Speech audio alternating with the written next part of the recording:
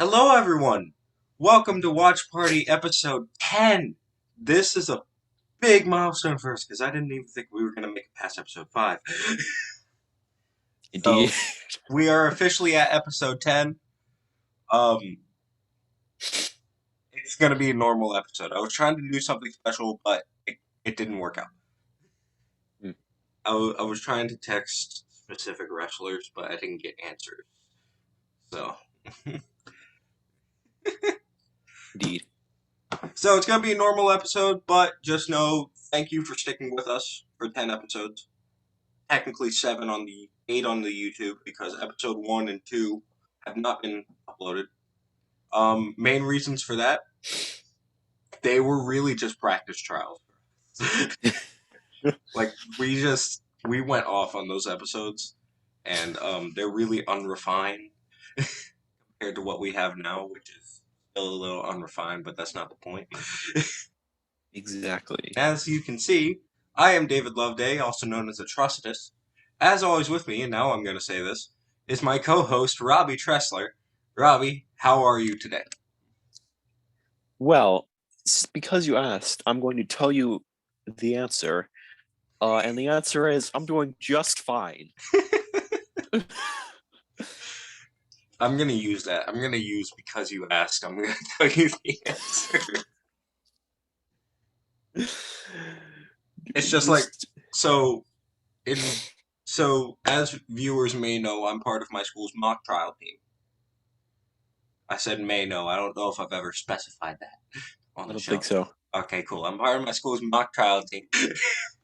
Our teacher, our coach, said something when he was playing my character in like a practice cross-examination. I was like, I'm gonna use that.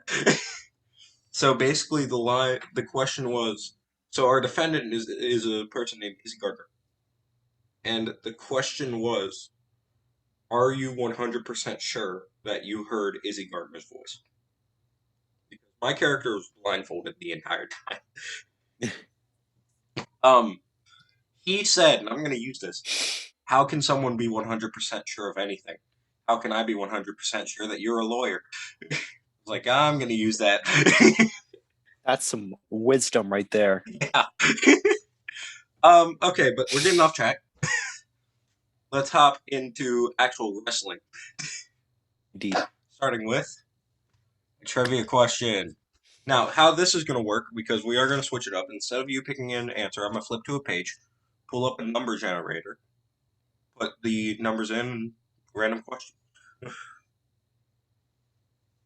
Simple. Okay, here we go. So the numbers that will be generating between are 52 and 66, and this is on Smackdown category. Nice. 1 second. And this is about Smackdown in the year 2000. Yes. Question 58. Okay, so let me just tell you the episode because it says it in the previous question. The episode is January 27th, 2000. Okay? Cool.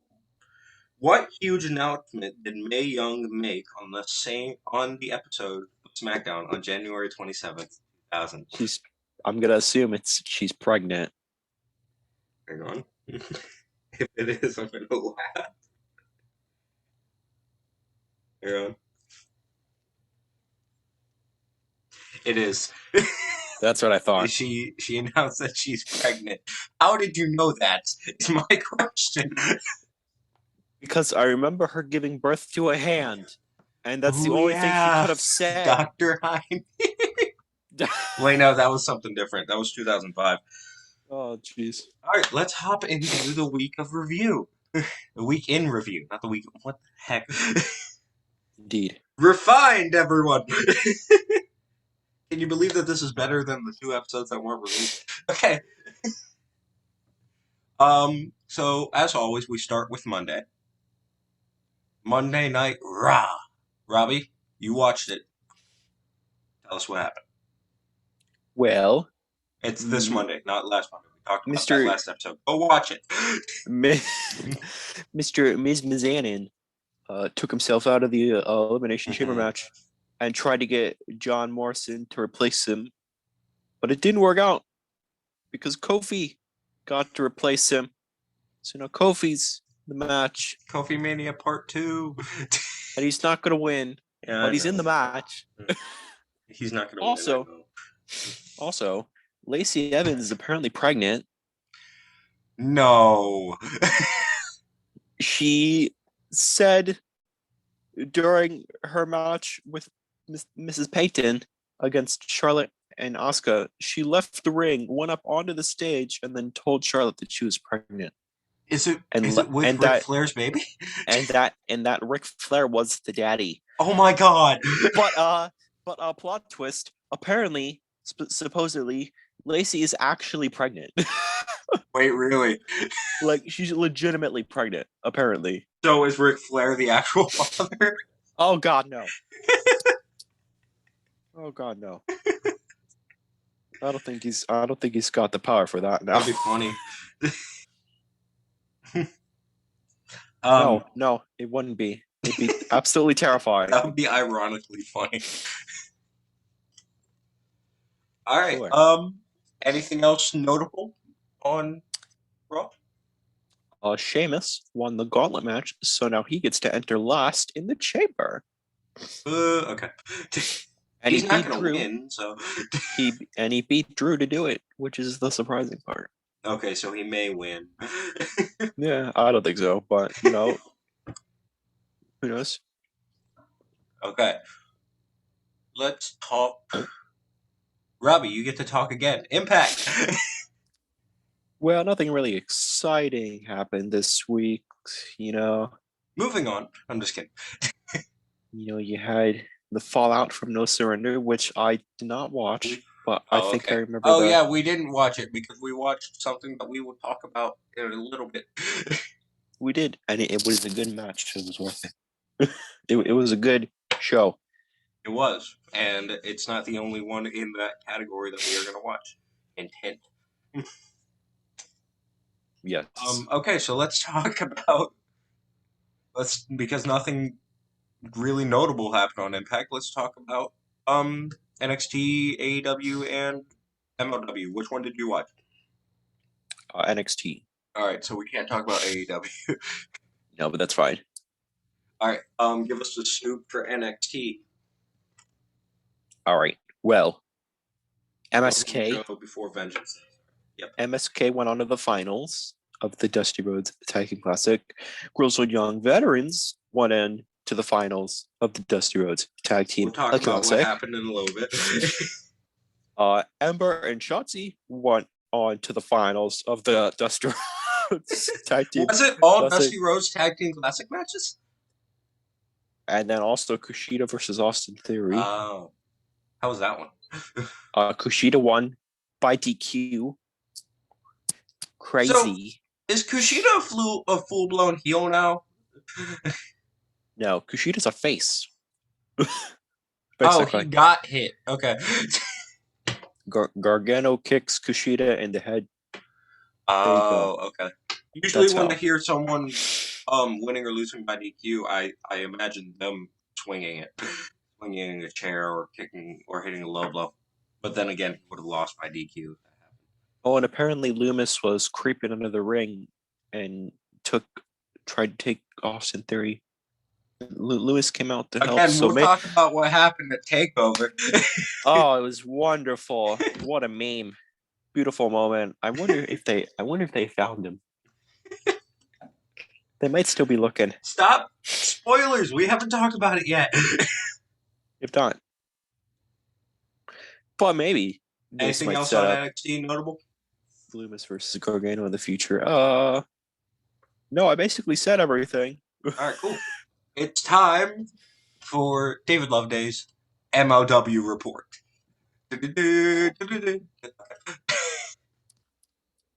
So, the main event of MLW Fusion, episode 121, was Lio Rush versus Laredo Kid for both the MLW middleweight title and the AAA cruiserweight title. We'll talk about that match after we get through the preliminaries.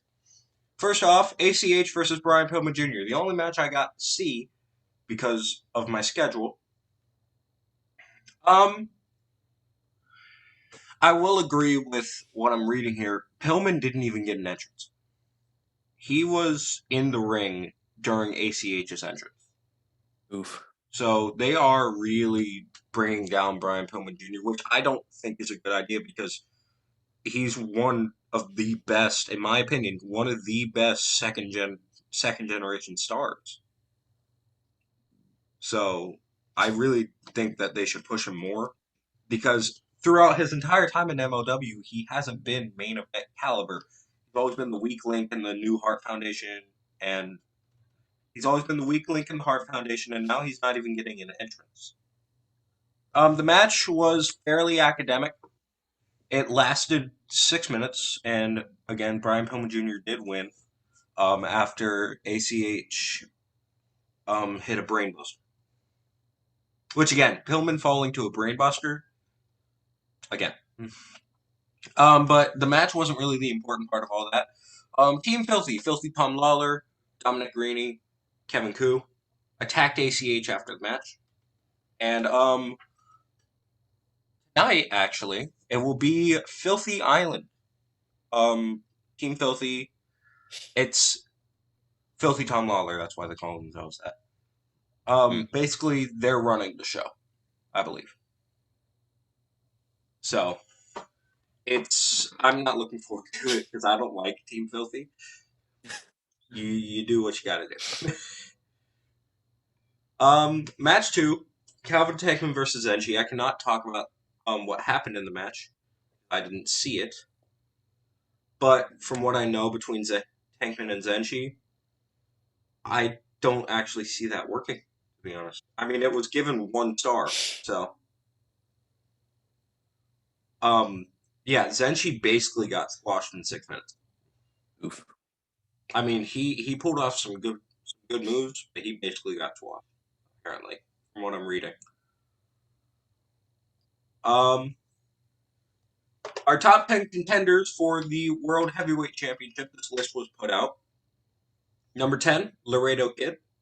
Number 9, Davari, which I'm a little confused by because he just debuted. Number 8, Myron Reed. Number 7, Mil Muertes, again, just debuted. Number 6, Richard Holiday. Number 5, Mads Kruger. Number 4, Leo Rush. Number 3, Low Key. Number 2, Filthy Tom Lawler. And number 1, the National Openweight Champion, who has held his title for over 2 years now, Alexander Hammerstone. I think they're trying to get Hammerstone to get like a Bruno Sammartino title reign. Like a Bruno Sammartino light. Obviously, he probably can't hold it for 8 years because fans won't stand for that crap. Yeah, it's about 50 years too late for something like that. Yeah. And then again, there's only like 20 people that watch MLW. I'm one of them.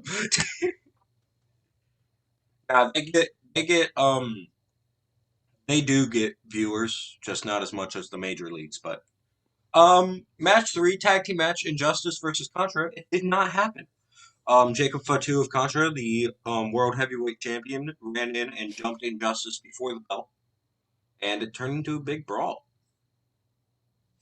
And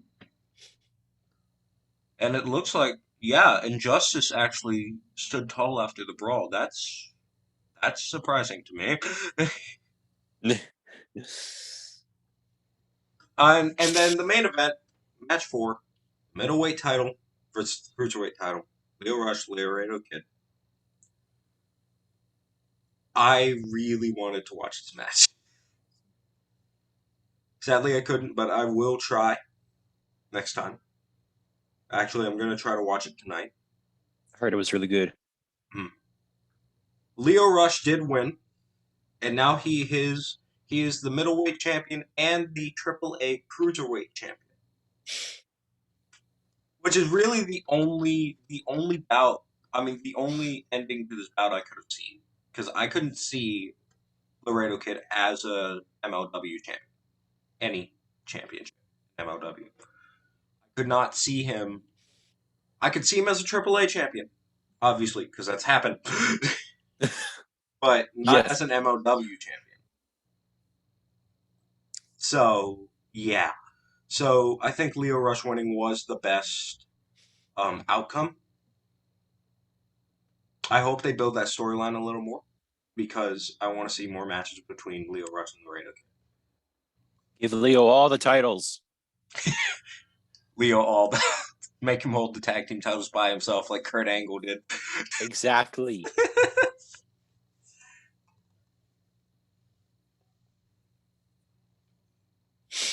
Which for some reason they thought was a good idea, putting a tag team championship on a singles competitor.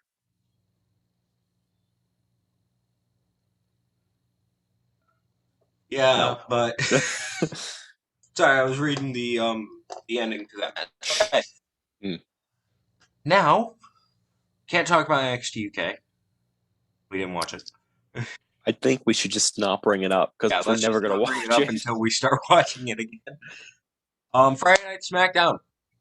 Roberto, what happened? Well, on the Smackdown, Roman cut a promo saying he was basically kind of upset that he had to defend his title at Elimination Chamber, even though you're the champion and you're supposed to do that. But you know what? And plus, Okay, then. wait, can I butt in here? He can't be upset. The champ, number one contender, is gonna be worn out. It's gonna be worn out already from the chamber match. So Roman, you Exactly. got an easy win. If you lose this title, which I'm going to predict you to win, if you lose, that just kills all of your momentum. Exactly. Actually, at the beginning of the show, it was originally going to be Roman defending his title inside Elimination Chamber, and that's what he wasn't happy about.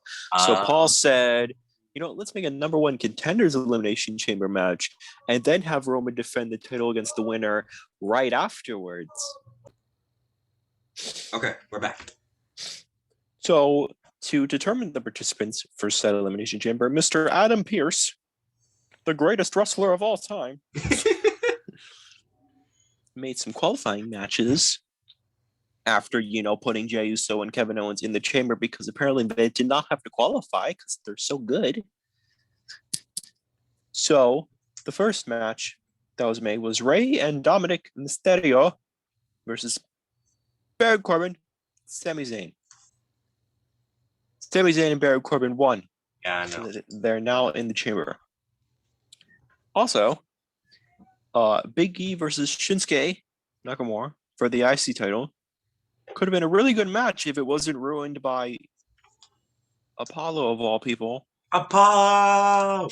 Apollo! We have to do that every time. That's like a tradition now with us because of his new theme. Indeed. But I really hope this kind of leads to like a triple threat match between like Big E, Apollo, and Shinsuke or something. All right, we only do it once. Yeah, okay, fine. Also, Mr. Seth Rollins, returned. Yes, he did. And he claimed that he was a changed man, had his old theme and everything with the now? with the bird out. But it turns out it was all a lie.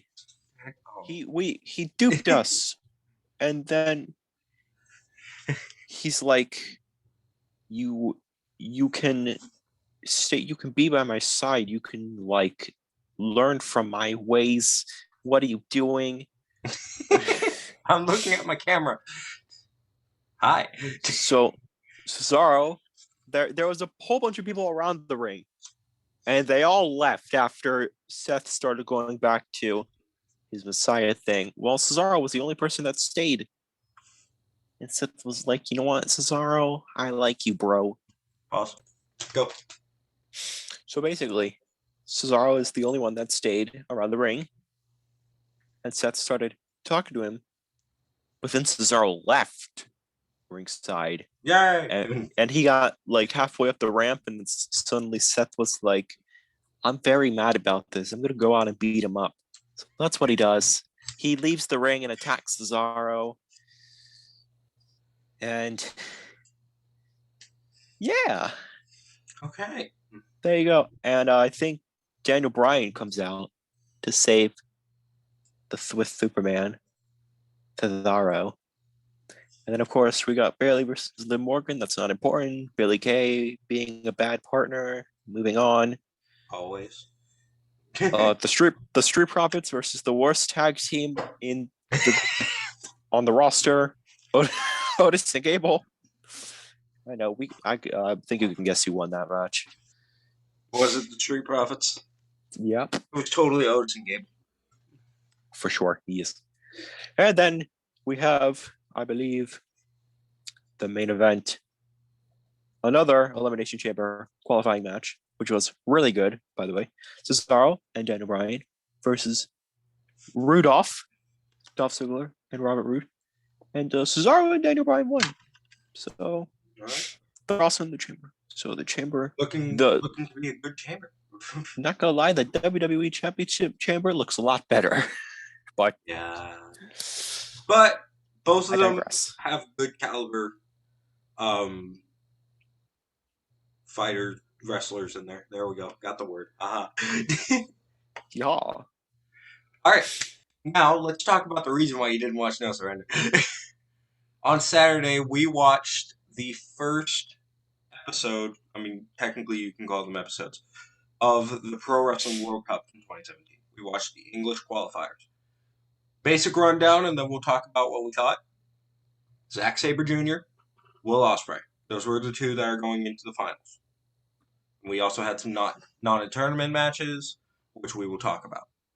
Robby, what did you think of it overall? I thought it was really good, actually. My favorite match was definitely Ricochet versus Drew. That was my second favorite. My favorite was Bullet Club versus Prestige. The main event. Even though Prestige won. Yeah, that's the only bad part about that match. But then again, they did need to... No, I can see the reason they did that, though. They need to build up their Prestige ahead of the Scottish qualifiers, because 3 Prestige members are in the qualifiers. That makes sense. For Scotland, which is what we're going to watch on Saturday. So they needed to build that up. Mm-hmm. So I could see why they had the Prestige win. Indeed. So, but basic tournament matches were great. I think my breakout star for the tournament that didn't go on to the finals has to be, and this is weird for me to say, but it's Jimmy Havoc. Because I've never seen him actually wrestle. You didn't watch anything he did in AEW? No, I didn't. Except for when I say actually wrestle, I mean not a street fight. No, like a legitimate, normal. There you go. One-on-one wrestling match. Like, I watched a Cracker Barrel Clash at All Out, but that's not a wrestling match. True. But Jimmy Havoc definitely stood out to me. Well, the guy who stood out to me that wasn't in tournament, definitely El Ligero. There we go. Aha, got it. El Ligero. Definitely great match between him and Christopher Daniels for the world title. Of Ring of Honor. The Ring of Honor world title. Because McIntyre was the WCPW world champion. He didn't defend his title against Ricochet, though. It was a non-title match. Actually, it was McIntyre. No, Martin Kirby is the world champion. I think Drew was the internet champion. Oh, yeah. No. Hold up. We'll figure that out. We'll find out later. I'm pretty sure it's McIntyre. And then I know Cody was Ring of Honor Internet Champion at the time.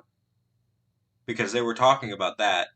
They were talking about how Joe Hendry and Cody will have a match, but Joe Hendry cheated to win against Gabriel Kidd. Now Gabriel Kidd's in that match for the Internet title. Yep. So, overall, a great show. Can't wait to watch the college qualifiers. For me, it's again, because I have seen them. Robby has not. And actually, I didn't finish them, so I'll be able to watch them all the way through. I wanted to keep myself spoiler-free for this. Even though I looked up the results. Yes, the he first looked time. up the result. I tried to do the prediction games with him because he only knew that Will Ospreay won, but Mans looked up the results. So, cheaters. Yes. Hey, I had to get him right somehow. Yeah, by Next time. guessing. Next time, I'm not going to do that, though. I'm actually going to, take a guess. All right, let's talk about TakeOver Vengeance Day. First off, the predictions game. Let's talk about Spicy. that. So, we had a special guest in the prediction game. A guy, now let me just say this before I say who it is. A guy who has never watched NXT a day in his life except for the game show version when he watched season 2 with me. A guy who doesn't even like NXT in the first place. Well, he does now. He didn't even like NXT in the first place. Now he's sort of getting into it. My own father, my dad, played with us, and he got 5 out of 5. You got them all right. We got 2 out of 5. He beat us, and he hasn't even seen the show. I think we need to reevaluate our priorities as wrestling fans. So, yeah, my dad beat us. We get another shot at it, though. Actually, we may get a few more depending on how many games he plays, because he will be playing with us during Elimination Chamber. So we will have that one. Heck yeah. Let's talk about TakeOver altogether. We had 5 matches. Let's go match by match, say what we thought. Normally, like we do. First match. The Women's Dusty Rhodes Classic Final. Mm-hmm. Dakota Kai and Raquel Gonzalez versus who'd they face? Ember and Shotzi. Ember and Shotzi. Thank you. By the way, if you couldn't tell by me not remembering who they faced, Dakota Kai and Gonzalez won. It was a fairly standard match. You got some. To be honest, I went in halfway through. I see. Robby, what'd you think? I thought it was all right, to be honest. Not the best match on the card, but not the worst. I'm disappointed that the person I picked to win did not win. Yeah, we both picked Ember and Shotzi.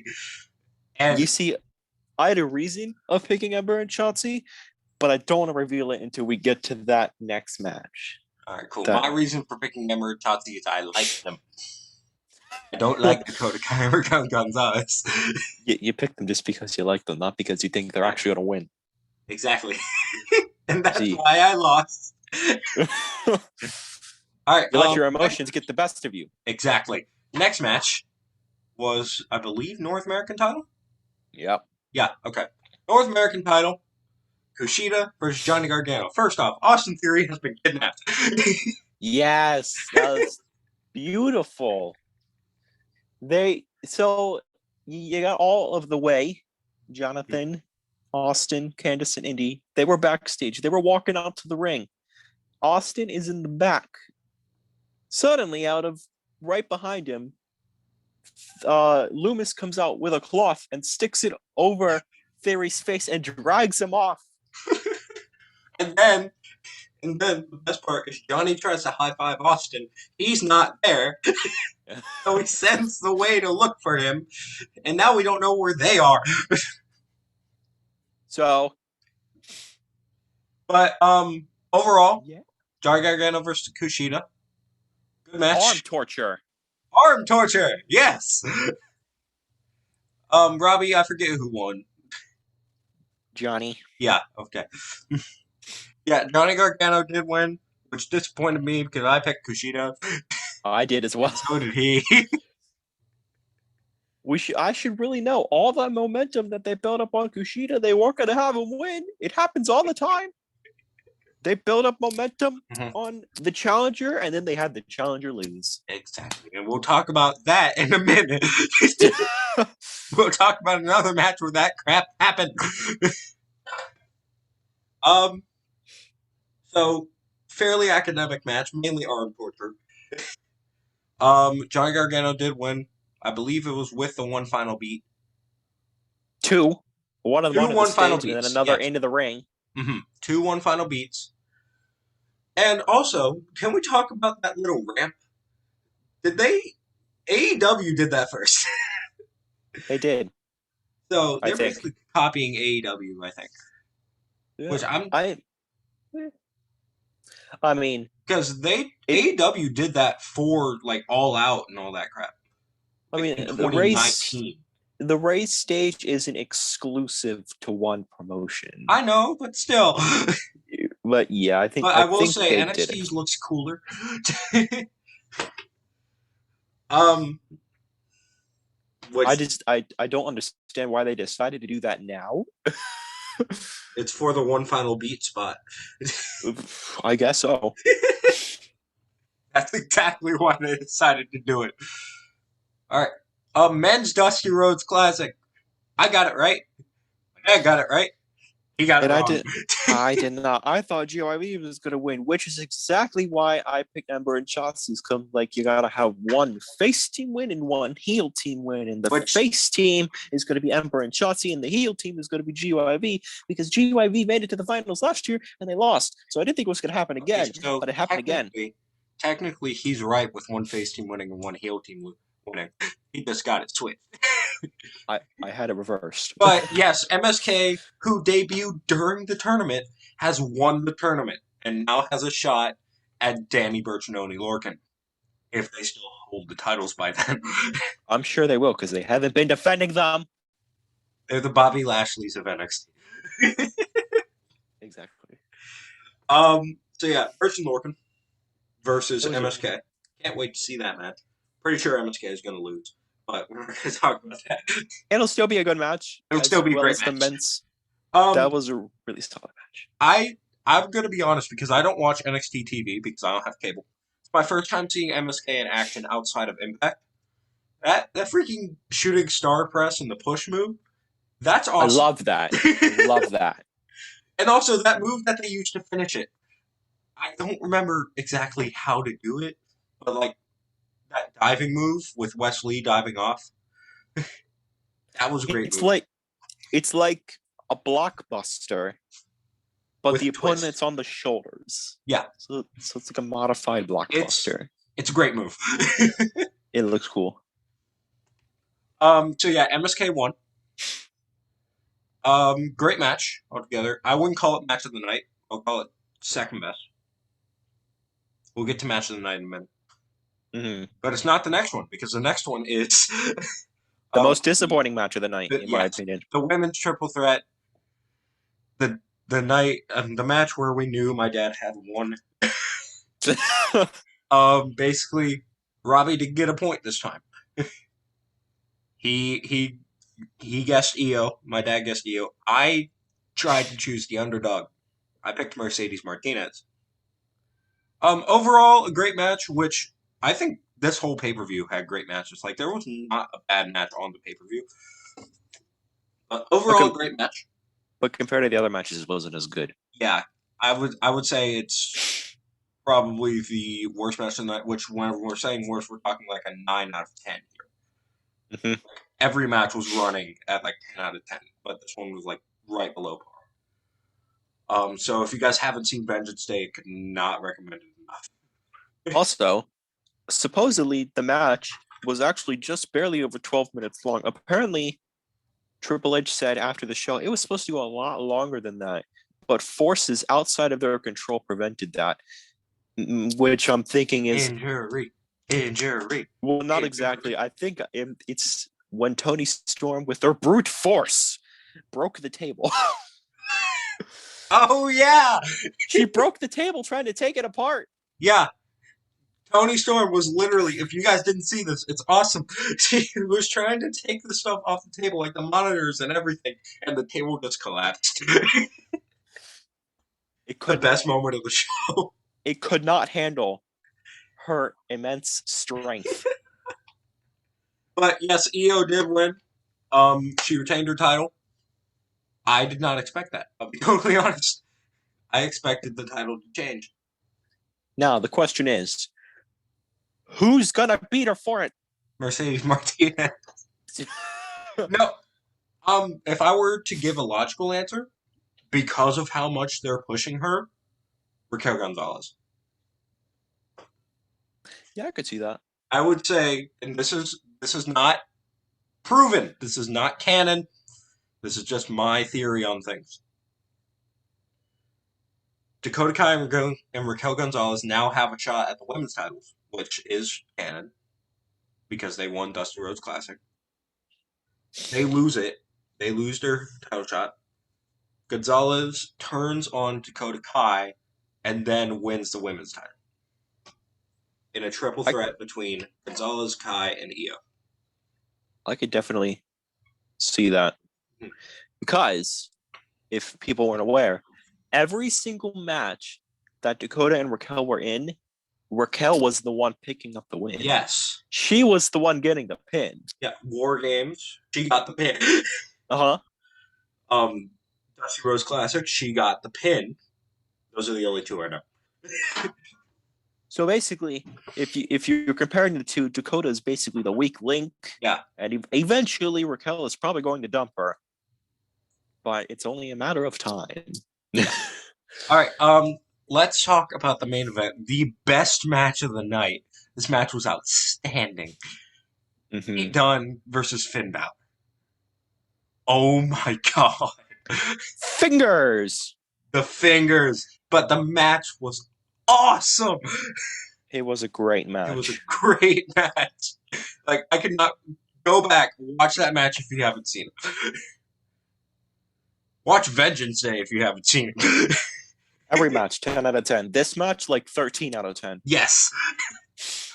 Great match, great psychology. Fun fact, my dad picked Finn. I picked Finn. He originally picked Pete, but he switched it to Finn because my dad picked Finn. So, there's that. And Finn did win. Again, my dad is undefeated. Finn did win. It was an amazing match. But I think more people, which I'm sad about this, they're talking about the aftermath. They're talking about what happened after the match. So basically, let's give them a rundown of what happened. Basically, what happened after the match? Finn Balor stood with Undisputed Era in the ring. Let's just start with that. Well, actually, I think we should start from the beginning. Okay. So Oney Lorcan and Danny Burch came out after Finn beat Pete. Yeah. They beat Finn up like 3-on-1.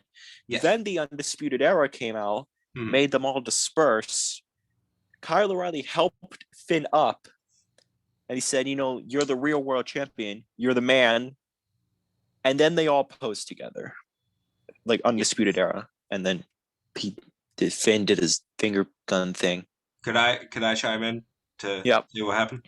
All right, so I'm going to start off where he left. So they are all posing, and all of a sudden, super kick to Finn. Cole super kicked Finn. He's not done, though. And this is why I'm going to watch NXT. Cole super kicked O'Reilly.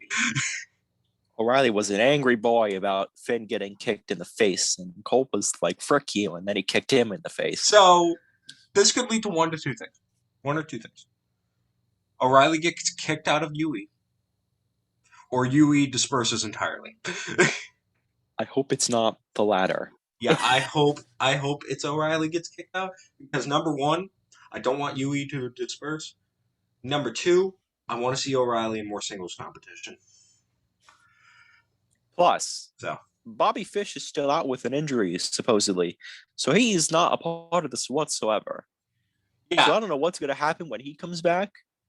And I'm going to assume with Roderick Strong's reaction, he was like completely dumbfounded by what happened. I think they're going to have like a little storyline where he like chooses sides over time. That could be great.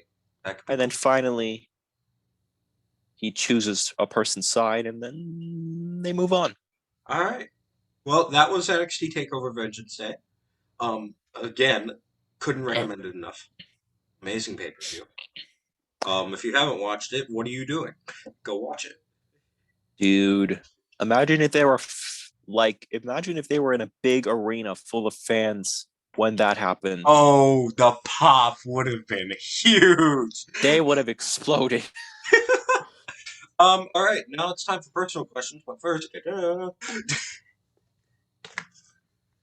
let my number generator. So that was a good weekend review. It took about an hour, which is normal for us. So, hang on. Okay, here we go. Time to pick a number. All right, so I need to do a number between 139 and 151. This is on the Royal Rumble category. And 151. Go. Nope. Wait, generate. There we go. And 151. Okay.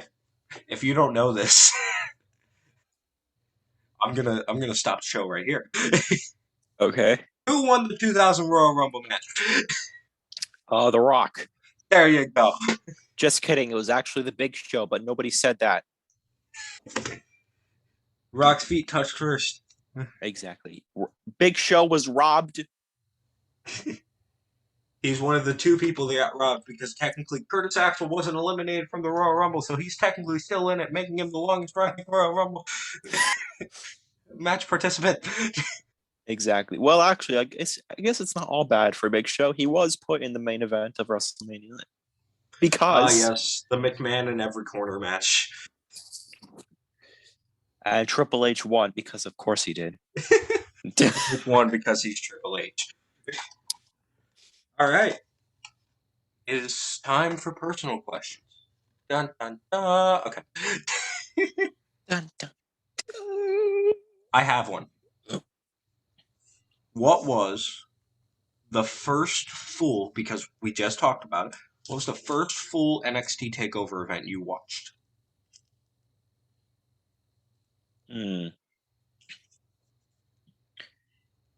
pretty sure it was TakeOver Orlando. Okay. Now, Because I remember second part, what did you think of it? It was really good. I believe the main event was Shinsuke versus Bobby Roode for the NXT title, which was one of Shinsuke's last matches in NXT before he would then debut on the main roster. I'm pretty sure on the night after Mania or on the Smackdown after Mania, because TakeOver Orlando happened the day before. He had his debut match at Backlash. He did, but he officially debuted. Oh, okay.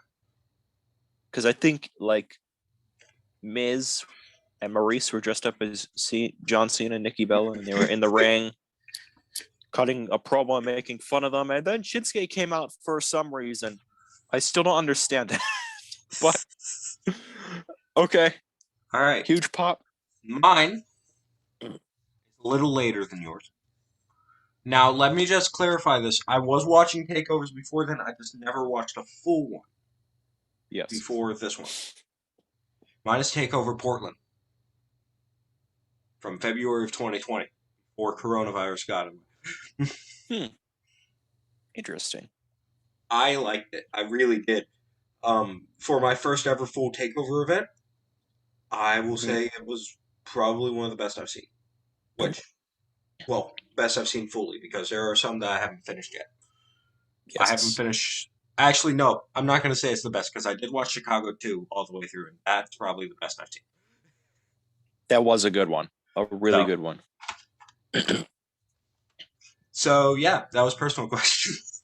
That was a very, very short segment, but that's fine. Here we go. All right, this is also in the Royal Rumble category. You know what? No, I want to do a different category. Survivor Series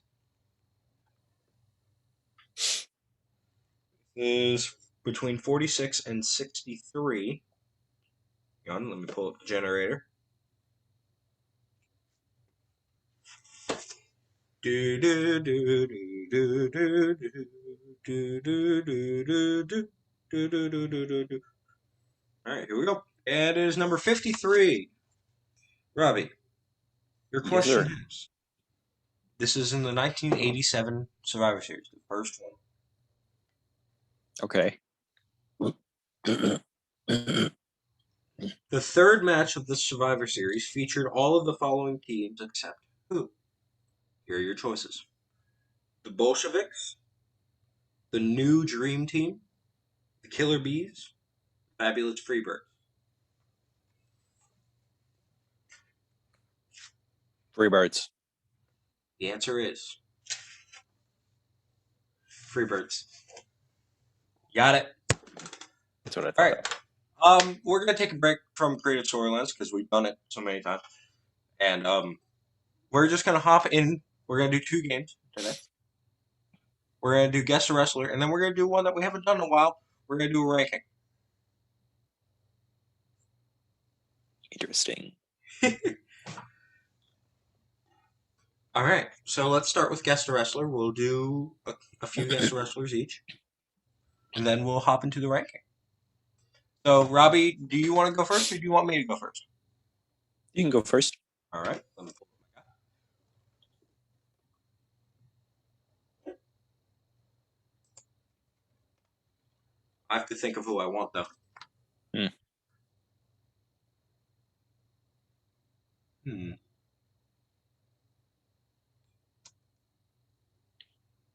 Crap. Now, who haven't we done? See that's the hard part. We've done so many people. We can't remember who we did. Got one. I don't remember if we did this guy, but if we did, I just don't remember it, so we can do it again. I don't even know who to look up, so. Well, think.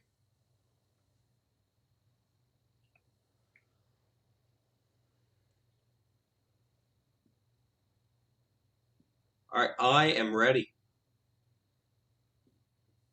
Alrighty. Well, first, is it male or female? It is a male. Alrighty. Yes, for those who don't know, we recently added in females.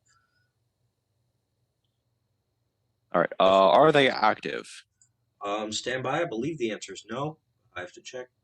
Never mind. The answer is yes. I mean, it doesn't say he's retired, but his last match was in 2017. So I'm gonna say no. All right. Did they wrestle for WWE? Yes. Were they a former world champion? No. Former IC champion? No. Former US champion? No. Former tag team champion? Yes. It always is. You're at 6. Were they a part of an established tag team? I mean, what do you mean by established? Like maybe they had a team name or wrestled together on multiple different occasions. I'm gonna say yes on the fact that they wrestled together on multiple different occasions, but they did not have a team name. Okay.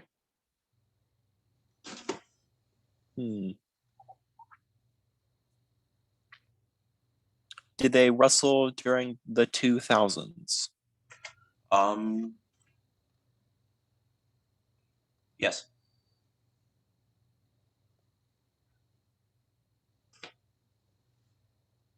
Were they Occasionally. Let's go with occasionally. I mean, they made appearances, but they weren't really part of any major storylines. Oh, did they also wrestle in the 90s? I'm gonna give you. He wrestled in the 60s, the 70s, the 80s, the 90s, and the 2000s. Oh my God. Terry Funk. Yeah, that's correct.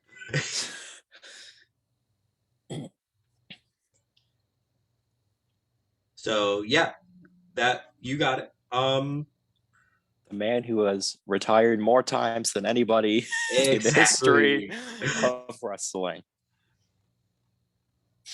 All right, Roberto, your turn. I got my guy. Start asking.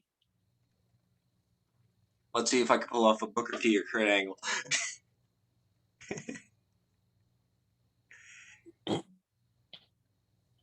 Do you even remember what happened? Oh, we do, but I would prefer to forget. All right, here we go. Are they active? No. Are they alive? No. Did they wrestle for WWE? Yes. Did they wrestle for WWE in the 60s? with 60s, 70s. The 70s? 60s or 70s. They did wrestle with them in the 70s. Bruno Sammartino. Nope. I had to throw him out there because who I thought. Right, I'm pulling up my guy. Okay. Is he a former world champion? I don't believe so. No. Is he a former IC champion? No. Former US champion? No. Former tag team champion? Yep. It's always the tag team champion. Did he wrestle in any other decade in the 2000s? I mean, then the 70s. He did wrestle in the 80s. Okay. And in the 90s. And occasionally in the 2000s. Okay. Okay. That's 10. Give my hint, please. You're ready.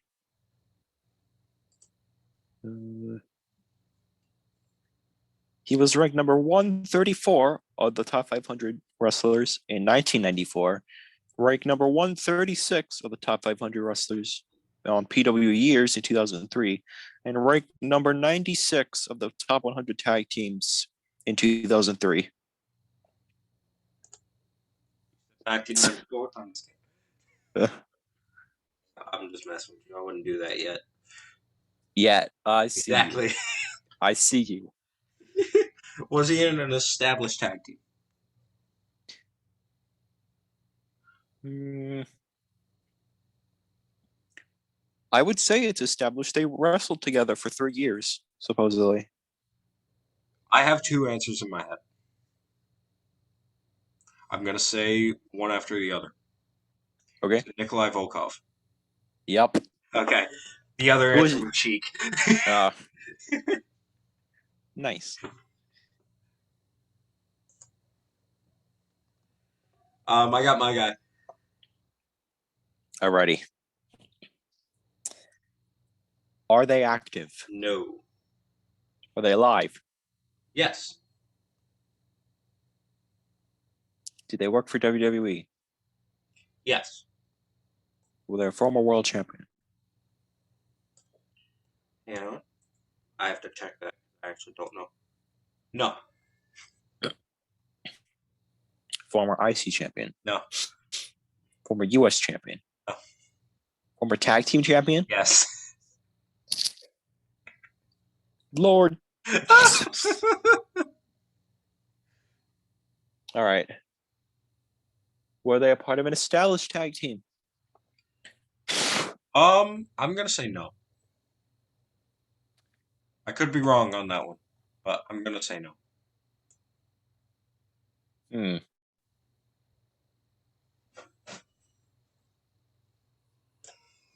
Were they? Did they wrestle in the golden era? Golden Era would be Hulkamania and that stuff. Yeah, I think like anywhere from like the 80s all the way up to like the Attitude Era, which was like in 97. All right, you ready? I'm gonna throw a wrench into your plans here. They did wrestle in the Golden Era, but they also wrestled before the Golden Era. Alrighty. Hang on. So that means Wait. Stand by. Have a question, please.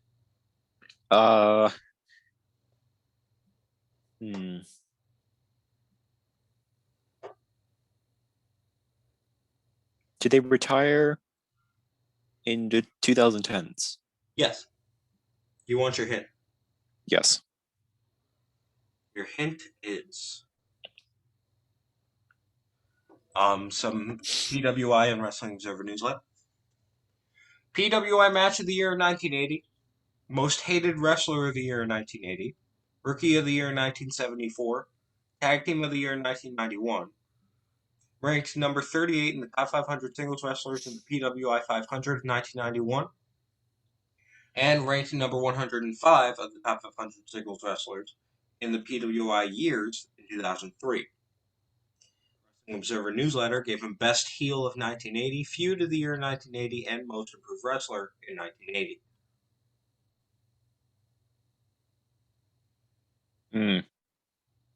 Sergeant Slaughter. No.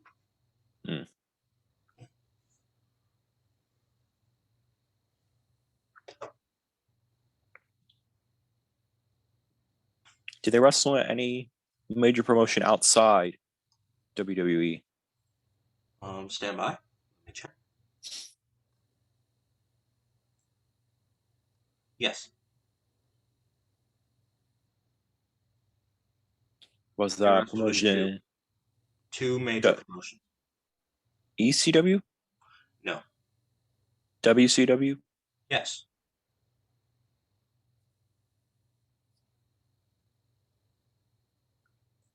New Japan? No. That's 15. Do you want your hint? Yes. All right. I will give you the name. I will give you the games that he has appeared in. Okay? Yes. He has appeared in WWE 2K16 as a DLC, 2K17 as just an unlockable, and 2K18 as an unlockable. You got 5 questions left. Well, I could say that helped me, but it didn't help me.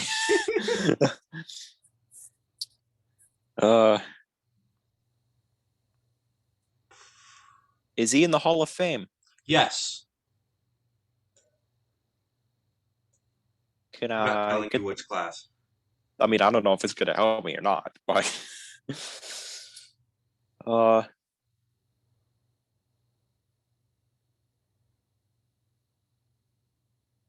is he American? Yes. Born in Chicago. All right, that's 17. Give me my hand. I need it, please. All right. I'm struggling. His Tag Team of the Year nomination. And his Tag Team of the Year award in 1991. I'm going to tell you his partner. Okay? Arn Anderson.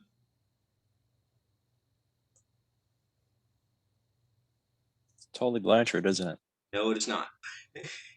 Oh no. No.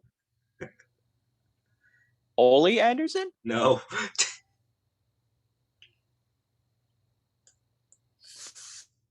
Well, I don't like this. You got 1 question left. Uh,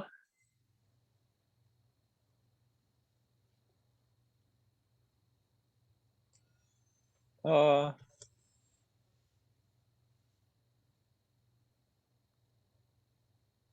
If you don't get it at 20, I'll give you one last hit. Trying to think. I will give you his real name. Was he a part of the Four Horsemen? Stand by. I believe the answer is no.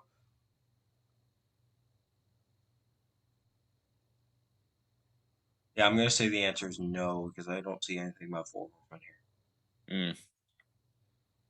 Do you want your final hit? I mean, I have no clue. His real name is Lawrence Whistler.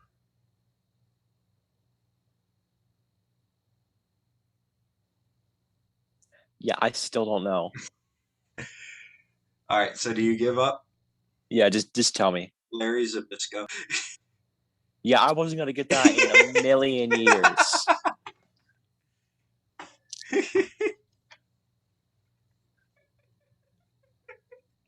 Oh my god. That's I love my job. Okay. the job that you're not getting paid for. Exactly. Then again, I'm not getting paid either, so. I was about to say, who's paying you? I'm being paid with air. Oxygen. Being paid with oxygen.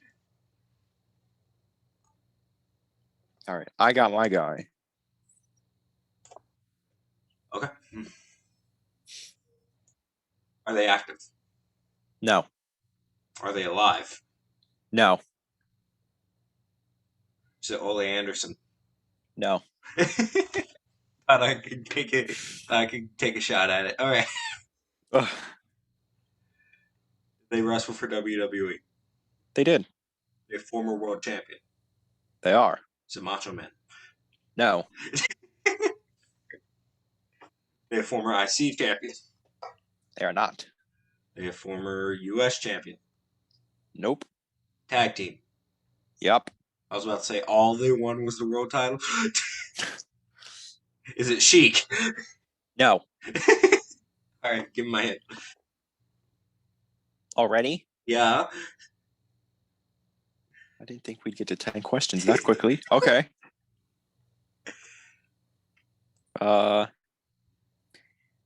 PWI, give him Okay. most popular wrestler of the year in 1977 and 1982, match of the year in 1981, match of the year in 1988, most hated wrestler of the year in 1988, editor's award in 1993, and ranked number 3 of the top 500 singles wrestlers in PW years 2003. Billy Gunn. Not Billy Gunn. Billy Graham. No. Playboy Buddy Rose. No. I'm just taking shots in the dark now. Clearly. Are they American? No. Canadian? No. You didn't pick Volkov again, did you? No. No. Volkov didn't have this many awards. Trying to trick me. What the heck? Billy Kowalski. No. That's 15. Give him a hit. Already. Well, Wrestling Observer newsletter. Really? Gave You him- didn't give me that for his 10? I did not. Lol.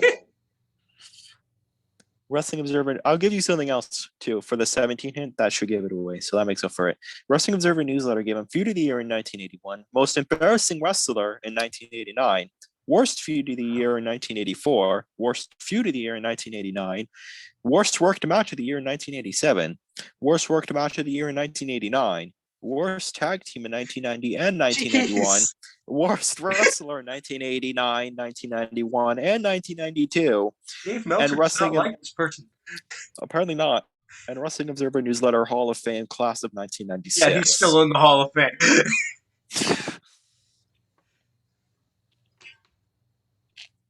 Safe to say, he was not a fan of this man's work.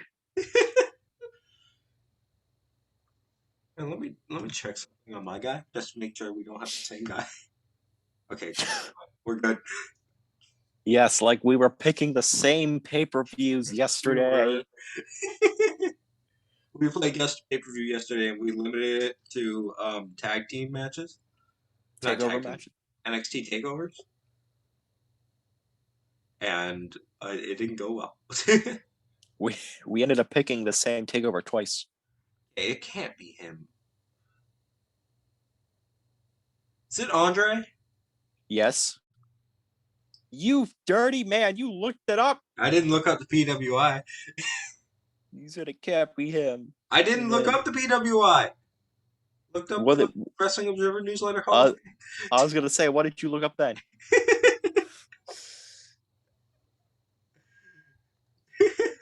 I forgot Andre was the tag team champion. He was. And he was a world champion for all of Of- 47 seconds. For all of 2 minutes. Basically. If All you right, weren't I gonna got my get it, guy. I was gonna for the 17. I was gonna say he was the first ever inductee into the Hall of Fame. All right. I got my guy. You saw asking Get questions. ready. Are they active? No. They're alive. Yes. Do they work for WWE? No. Well, there's one challenge we have to overcome. Alrighty. Did they work for WCW? No. ECW? No. I don't like you. So you're telling me their entire career they just worked on the independents? Yeah. Oh, come on. He made a one-night appearance at Ring of Honor, Yeah, like that's gonna help. and he wrestled at Wrestle Kingdom 4.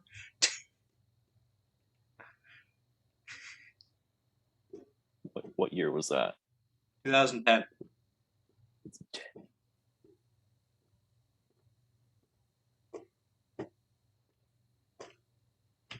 Did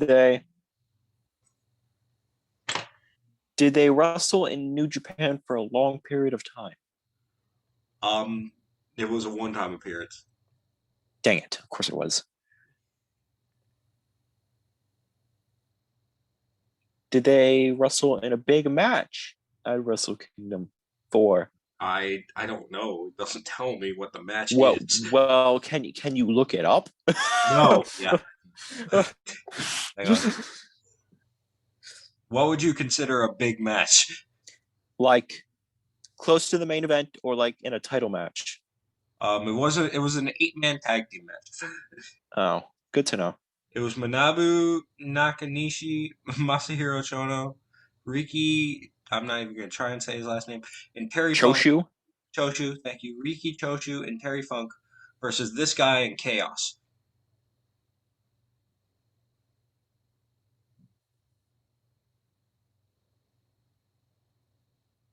An 8-man tag.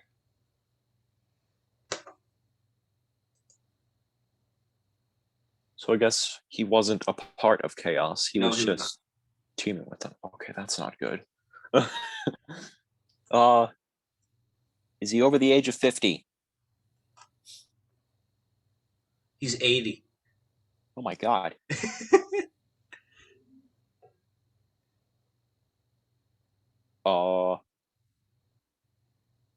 His birthday's 3 days before mine. Dory Funk. No. I have a doozy of a 15 hint, but right now you're at 9, so you need to get through the 10 hint first. Frick. I'm struggling to come up with questions because he didn't work for any specific promotion.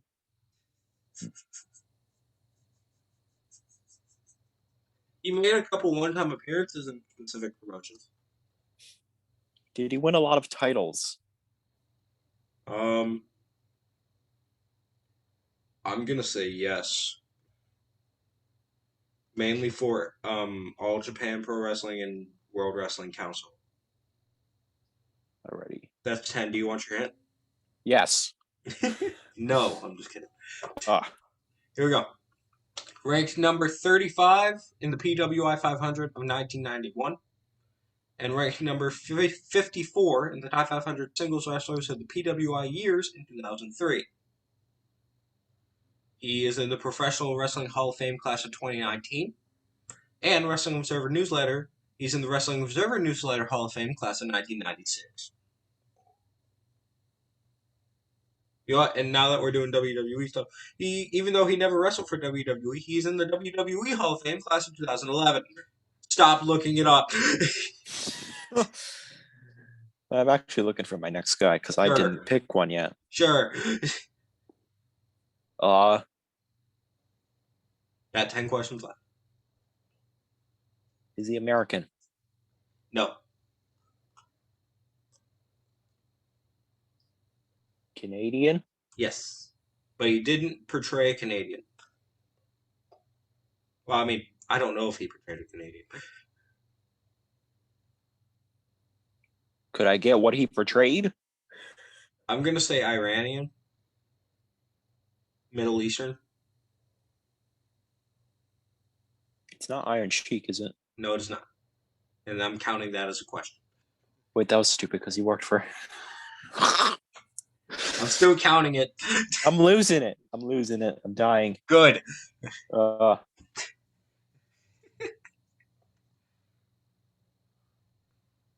Was he... Well, I guess, was he a heel? I would think portraying an Iranian would make you a heel. Yeah. Because America. All right. I got. Do you want your next hint? Yes. Actually, I lost my doozy of the 15 hints, and I have to find Oh, that's a shame. it.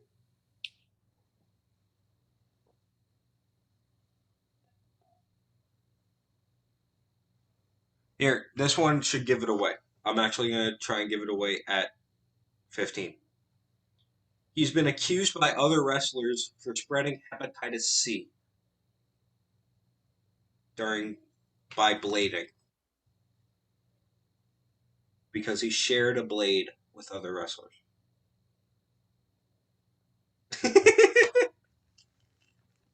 Yeah, that actually doesn't help me. Good. uh, Oh, my 15 hint was that he never worked in WWE, but he's in the Hall of Fame. is he fat? Define that. Like very big, like a super heavyweight? Yes.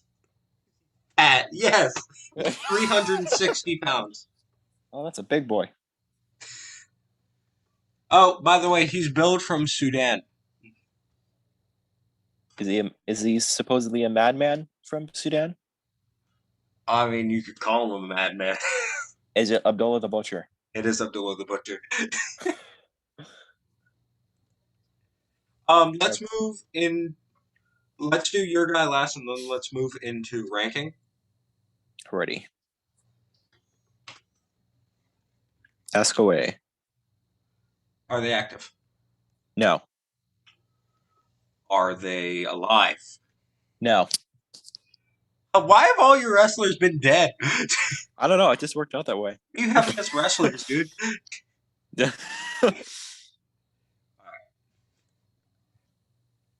You run a wrestling show. You're not supposed to have a vendetta. I'm pulling up the thing for the next game. Before I keep going, pick a year for the rankings. 2018.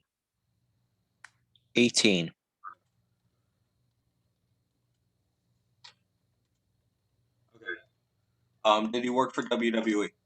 Yes. Was he a former world champion? Not in WWE. Did he work for WCW? Tech. Wait, actually.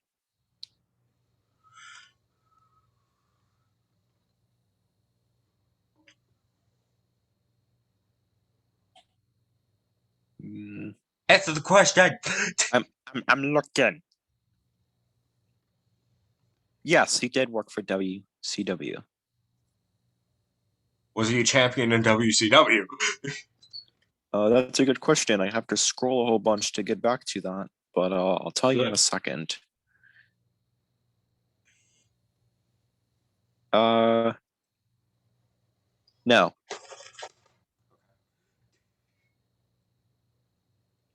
Is he a former IC champion in WWE?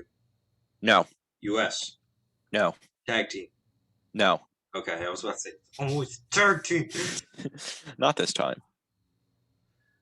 Did he work for TNA? I don't think so. Where was he world champion? That's 10. Give my hint. Alrighty. I'm just gonna give you all of his accomplishments that aren't championships. Yay. PWI gave him Match of the Year in 1973, Match of the Year in 1979, Match of the Year in 1983, Stanley Weston Award in 2006, Wrestler of the Year in 1979 and 1983, and ranked number 8 of the top 500 singles wrestlers PWI years in 2003. And Wrestling Observer Newsletter gave a Match of the Year in 1983, Match of the Wrestler of the Year in 1980 and 1981, and Wrestling Observer Newsletter Hall of Fame class of 1996. I sense a pattern here. Dory Funk Jr. No. Oh.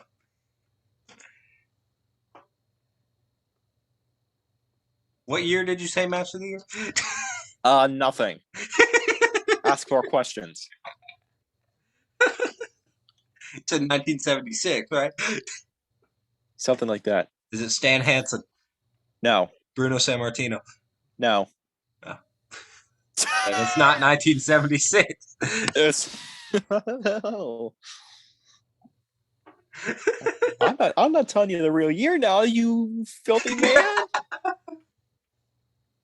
My plan has backfired, and I asked like 4 questions.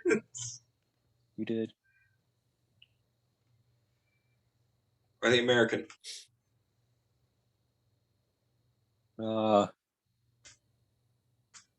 Yes. Cool, that's 15. Give my hand. Alrighty. He was. Well, I gotta get to it. He was an 8-time champion in a certain promotion. May I ask That's the what promotion? that's what he was most known for. I want to know the promotion. Okay, fine. NWA. He was an 8-time NWA champion, and that's what he was most known That for. wouldn't have helped me. Yeah, well, I thought it would. I don't. Oh wait. Harley Race. Yeah. It was 1974. Okay. Actually. It was against Bruno.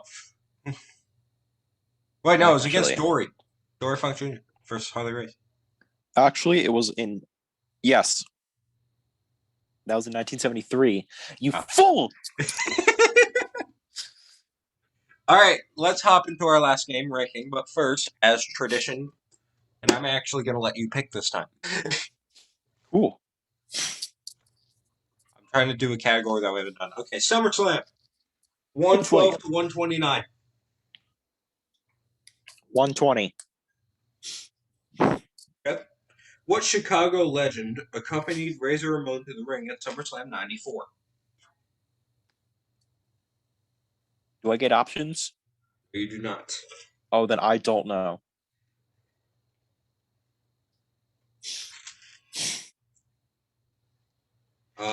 Well, are you just going to give it a... Are you just going to not guess? Yeah, because I have no idea. His name is Walter Payton. Never heard of him. Nope. All right, let's go to rankings. Are we ranking the pay-per-views? Yes. I will list off pay-per-views, and then we start our rankings. So hang on, let me count how many pay-per-views there are that we will be doing. We will not be doing the United Kingdom Championship Tournament, and we will not be doing Starrcade, because that's basically a glorified house show. Alrighty. Well, I'm just going to look them up because I know I'm going to forget them. 1, 2, 5, 7, 8. And we are going to do Saudi shows. We are doing Saudi shows? Yep. Oh, boy.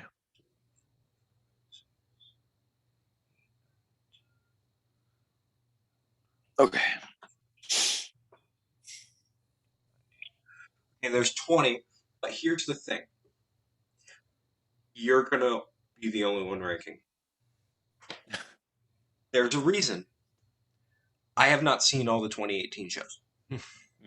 So I cannot fully judge them and rank them knowing I have not seen them. Okay. So, Robby, you are going to be doing the ranking. So tell me, what is your worst show of 2018? You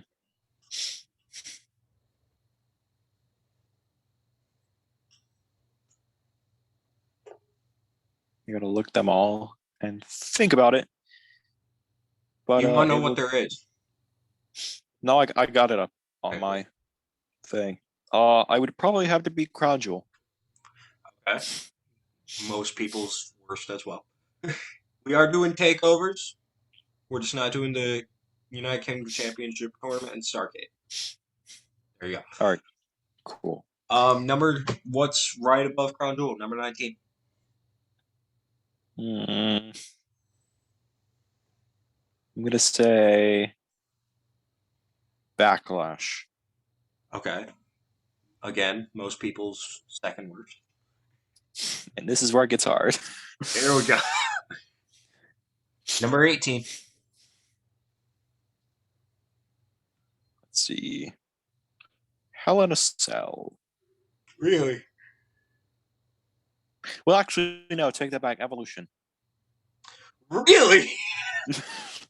I wasn't like a big people's fan. best. I wasn't the biggest fan. Commenters, you could attack him in the comments. I give you full permission. I am not a hater of women. I am just not a fan of the wrestling. Of course. Please don't 17. judge me. Then Hell in a Cell. Okay. Controversial, I know. Wacky. It's mainly for the main event. Yeah. And the fact that I can't remember anything else that happened on the show. Number 16. Not putting in a takeover yet, I see. Money in the Bank. In the bank, money in the bank. Sorry. Indeed. And then, what is that, 15? Yeah, number 15. Are we on number 15 or that was number 15? Hang on. All right, number 15. Number 15 would probably have to be WrestleMania 34. I'm surprised he hasn't chosen Fastlane yet. All right. Oh, that's good timing because my next one is actually Fastlane. All right. So number 15 is Mania 34. Not the best Mania. Yeah. Number 14 is Fastlane. Number 13 would probably have to be Elimination Chamber. Slow down! Really? Yeah. Chamber at number 13. Mostly because I was kind of salty that they actually had like Braun crush everybody in the chamber. He literally beat everybody except Roman. Like, come on. Okay. And it just wasn't that memorable overall. Give me number 12. I have to find it again. All right. Number 12 would probably have to be TLC. Okay. With Becky Lynch versus Charlotte Flair versus Asuka. TLC match for the Smackdown Women's Championship in the main event. Yes. And then number 11, Super Showdown. I'm surprised that's that high up. It was actually like compared to the Saudi Super Showdown, Yeah. the Australian Super Showdown, top notch. Yeah, For but the most again, part. we also got the lightning fist. Okay, that was one of the bad parts, but but if you forget that happened. But the lightning fist. I'm surprised he hasn't said a specific pay-per-view, and I'm not going to say which one. Number 10. Number 10, Greatest Royal Rumble. Never mind. That's the one that I was surprised he didn't say.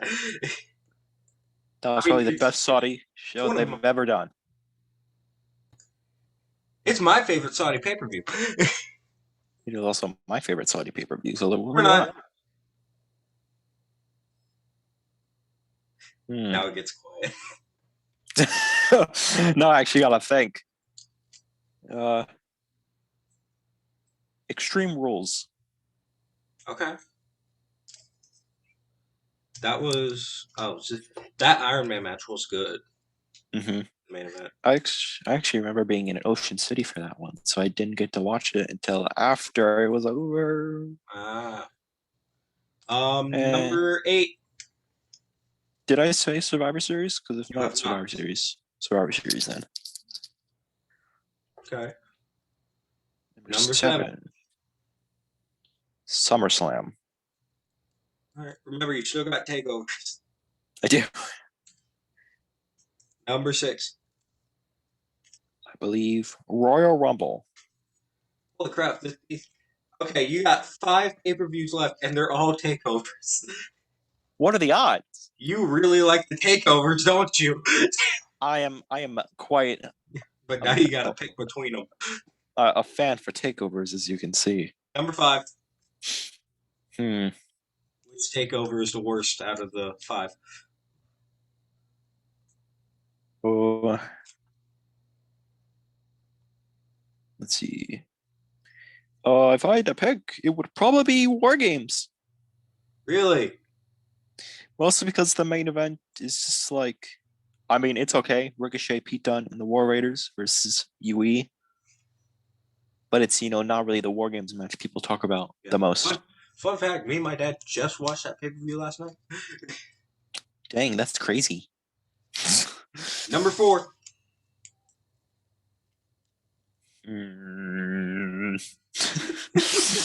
Now he's getting flustered. Remember, 3 of these matches were main evented by Johnny Gargano versus Tommaso Ciampa, and I just need to figure out which one of those were bad or not good. TakeOver Chicago 2 is number 4. Let's throw a disclaimer out here. We're not saying any of these takeovers are bad. No. On the contrary, they're all amazing. Also, I mean, this is just my opinion. You guys can obviously have your own list. If you want to rank one of the takeovers at the bottom, be my guest, even though that's a really bad decision. If you want to rank one of the takeovers at the bottom, be my guest and go to a mental hospital. Oh, please. No, just kidding. We're just kidding. We wouldn't wish that upon anyone. This is a family-friendly show. Robby, number 3. Number 3. Compared to the other 2 that I'm going to pick, it would probably have to be Brooklyn 4, but that was a really good show. Number 2. New Orleans to Philadelphia. Where are you going? Number 2 would be Philadelphia, which means number 1 is TakeOver New Orleans. Okay. My favorite takeover.